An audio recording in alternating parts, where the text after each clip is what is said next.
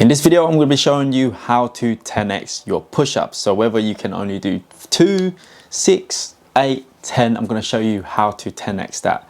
So the first method is called EMOM, which is an acronym for every minute on a minute. Pretty much you are going to get yourself a phone, you're going to set yourself a stopwatch, and we're going to work for 8 minutes. And all it is you're going to do about 50% of your rep count every minute on the minute for 8 minutes. For example, your max push-up is 10, so you're going to do 5 reps EMOM every minute on a minute for 8 minutes. So to start off, let's start off our timer. 3, 2, 1, press start, boom. You then smash out 5 push-up. And then whatever time you have left remaining, let's say it takes you 5 seconds to smash out 5 push-ups, you have 55 seconds to rest until you go on to the next round and then do another 5. Does that make sense? Hope it does. And then you just rest and then keep going every minute on a minute for 8 minutes.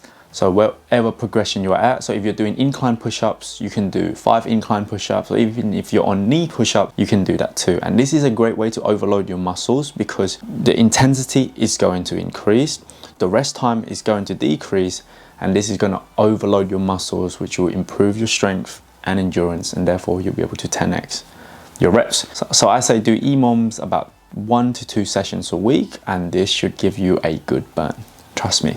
Moving on to the next method is called superset. I like to personally superset a push-up with another tricep exercise because all pushing element will involve your chest, your front shoulders, and your triceps. For example, pairing up your tricep dips with your push-ups or another tricep variation such as bench dips. Let's go with push-up and bench dips. Okay, so you're gonna do 5 push-ups, for example, and then straight after that, you're gonna do 5 bench dips, 5 to 10, just to give your shoulders, your triceps, and your chest a nice burn. And again, we're gonna be putting those muscles in constant tension, which overall, in the long run, is going to build your endurance, and therefore you'll be able to do more reps. So a good example is obviously your push-ups superset with tricep dips.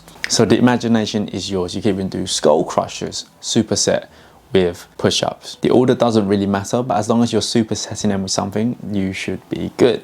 Rep range is going to be quite simple. So, you know, pick a number where you can do consistent reps for 3 sets. So don't go too crazy on the other end of the spectrum where you're pretty much maxing out. You're going to leave at least 30% in the tank, so that way you're able to complete the following sets without any problem.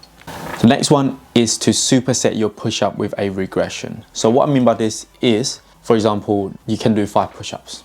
So after you've completed your 5 push-ups, then you're going to do 5 to 10 incline push-ups, because the incline is much more easier as weight is going to be distributed to your lower body. Therefore, you'll be able to perform more reps in this incline position. So straight after you've done your normal push-up, you then go straight to incline push-up, and this is going to overload your muscles big time. And yeah, just rep them out and make sure you obviously do it with good form, elbows tucked in close to your torso.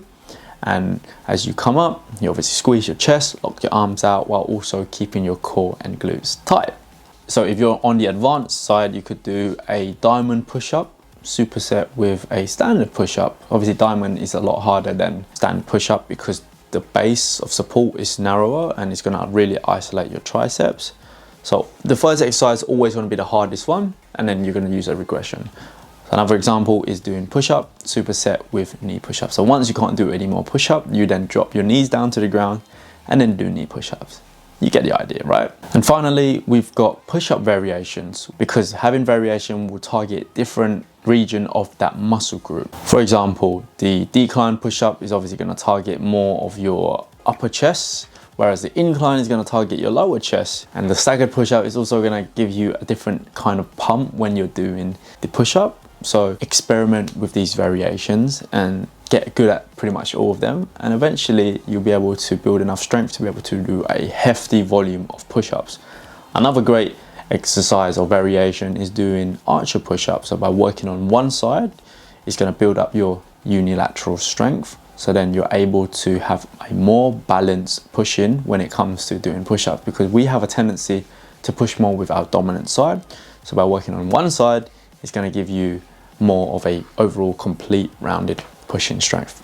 So that is it for this video, guys. If you do find it useful, please give me a thumbs up. Subscribe to the channel so that you can be notified for more videos like this. And if you'd like to work with me, I'll leave a coaching application link for you to fill in down below in the description. So yeah, thank you so much for watching. Catch you in the next video.